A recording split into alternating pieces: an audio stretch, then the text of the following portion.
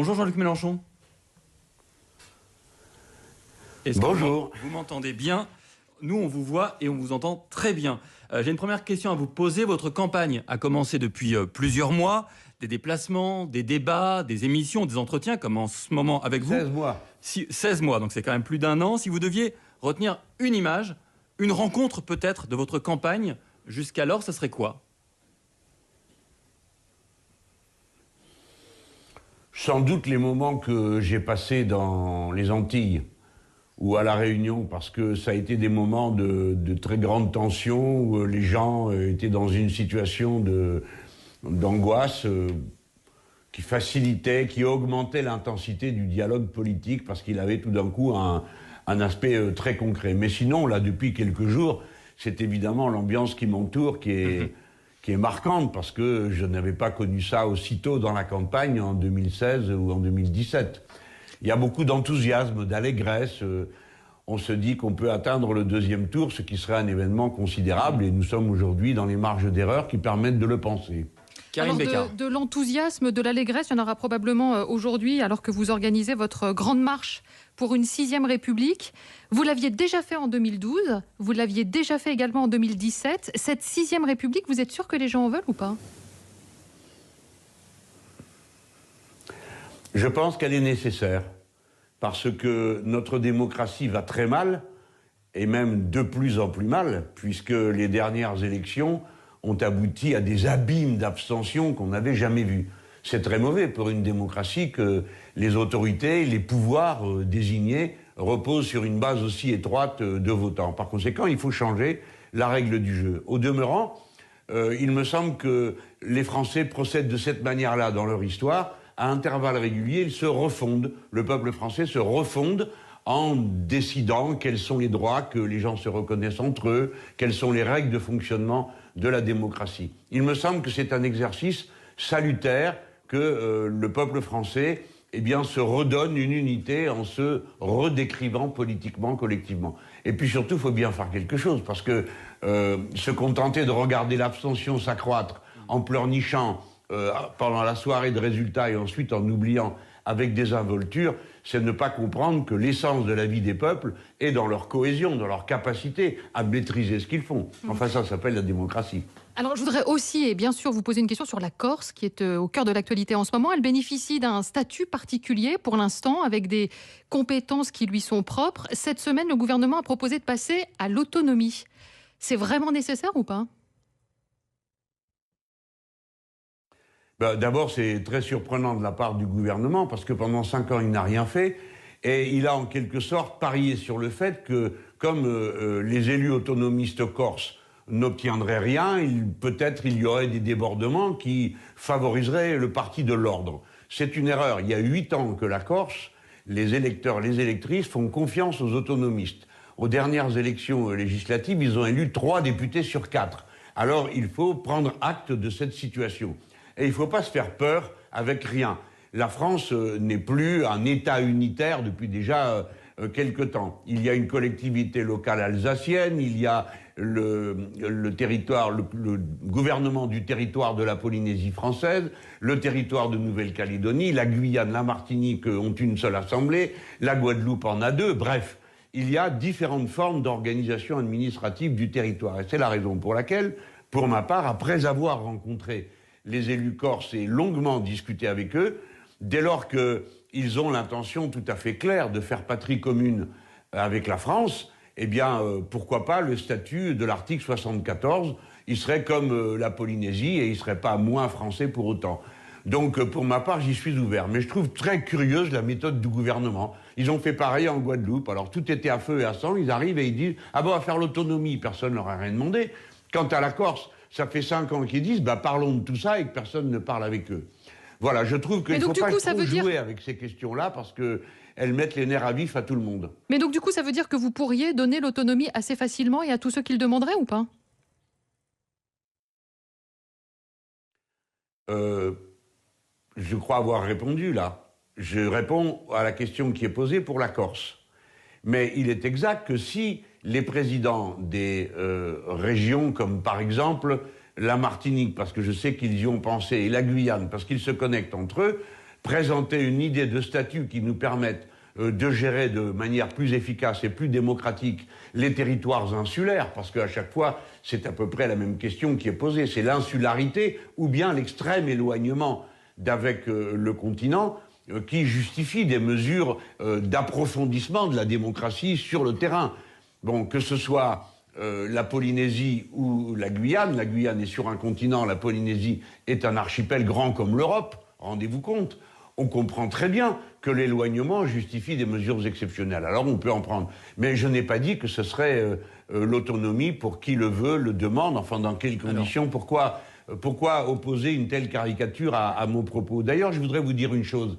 J'ai pas remarqué que vous ayez été choqué lorsque a été créée la communauté autonome d'Alsace, à laquelle, naturellement, pour ma part, je ne suis pas du tout favorable, pas plus que je ne suis favorable à l'organisation de régions qui appliqueraient des lois différentes d'une région à l'autre. Je vous signale que c'est ce qu'a voté le gouvernement de M. Macron, et j'y suis hostile, parce que je crois à l'unité de la loi, parce que l'unité de la loi, c'est l'unité du peuple. Alors, Jean-Luc Mélenchon, là on était en France, on va passer avec Alexandra Ben Saïd à l'international.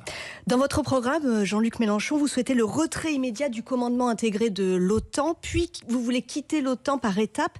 Est-ce qu'avec la guerre en Ukraine, cette proposition-là, elle tient toujours ou pas ? Bien sûr, elle est même peut-être plus valable que jamais. En gros, quelle est l'idée ? Que la France soit un pays non aligné. Alors, non aligné ne veut pas dire neutre, parce que mon propos a parfois fait l'objet de caricatures. Je ne suis pas non aligné entre M. Zelensky et M. Poutine. Il est tout à fait clair que je me situe du côté de M. Zelensky contre M. Poutine.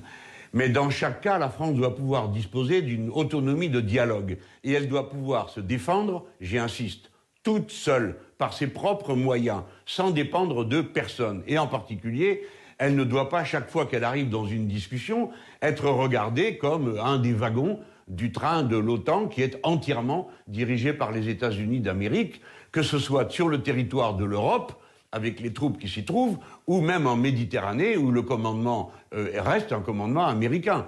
Mais ça dans veut ces dire que conditions, le non-alignement, c'est l'indépendance et c'est la capacité de discuter avec tout le monde. Mais ça veut dire que vous devenez président et dans 5 semaines... Cela veut dire que vous devenez président dans 5 semaines, en pleine guerre, dès le mois de mai, la France commence à quitter l'OTAN. Alors, écoutez, faites-moi confiance pour penser que je suis capable de doser l'application des décisions. Alors, nous sommes en pleine guerre, mais je vous ferai remarquer que nous ne sommes pas en pleine guerre. Ce détail me semble être assez important pour qu'on s'y arrête. Donc, faites-moi confiance pour attendre la meilleure condition pour réaliser cette décision. Alors, sans doute que ce n'est pas dans le feu de l'action d'aujourd'hui que cette décision s'impose. La décision qui s'impose aujourd'hui à cette heure, c'est la demande du cessez-le-feu et de la convocation d'une organisation, d'une session extraordinaire de l'Organisation pour la sécurité et la coopération en Europe, dont sont membres depuis 1975 toutes les parties prenantes au conflit qui a lieu aujourd'hui en Ukraine du fait de l'invasion russe.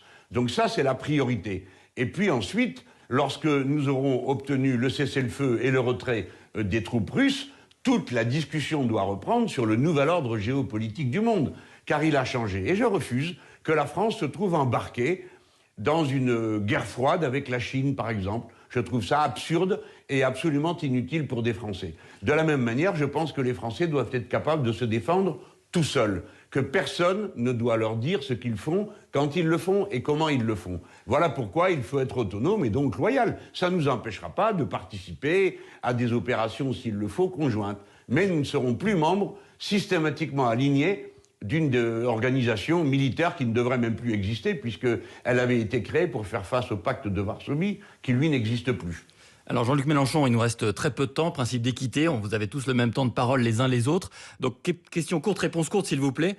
Il y a un gros problème de pouvoir d'achat en France. Est-ce qu'il y a une mesure que vous aimeriez nous donner ici pour redonner un peu de pouvoir d'achat aux Français dans les semaines qui viennent ?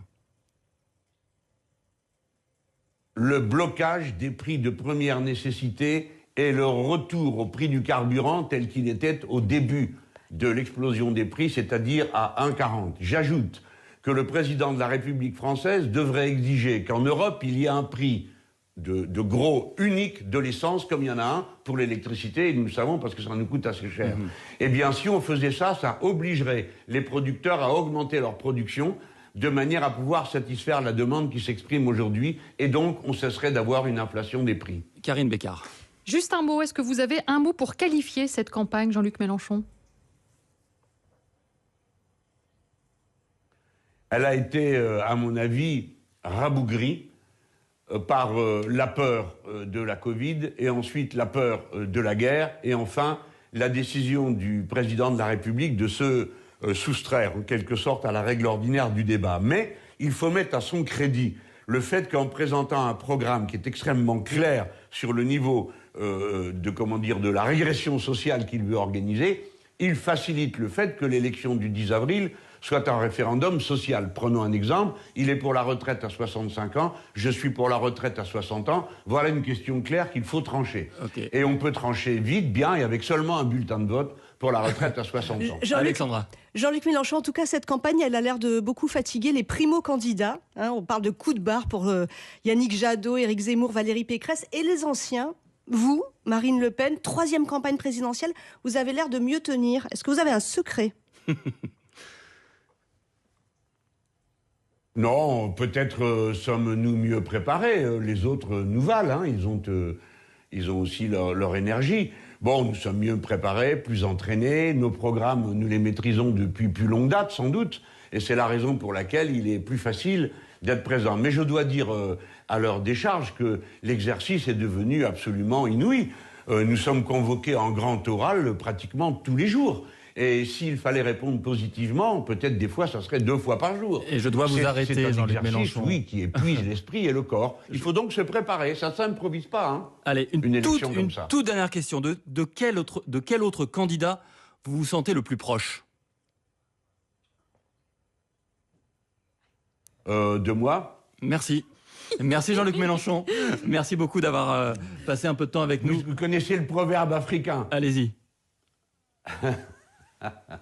Allez-y. Non, le proverbe africain dit « Il y a de nombreuses personnes dans la personne ». Voilà. Eh bien, donc, puisque vous me demandez une proximité, c'est de moi que je me sens le plus proche. Merci beaucoup Jean-Luc Mélenchon. Il y aura aussi beaucoup de monde dans la rue, j'imagine, cet après-midi, à vos côtés pour cette grande marche pour la 6e République. Oui, il y a beaucoup d'enthousiasme déjà. Merci beaucoup d'avoir été avec nous.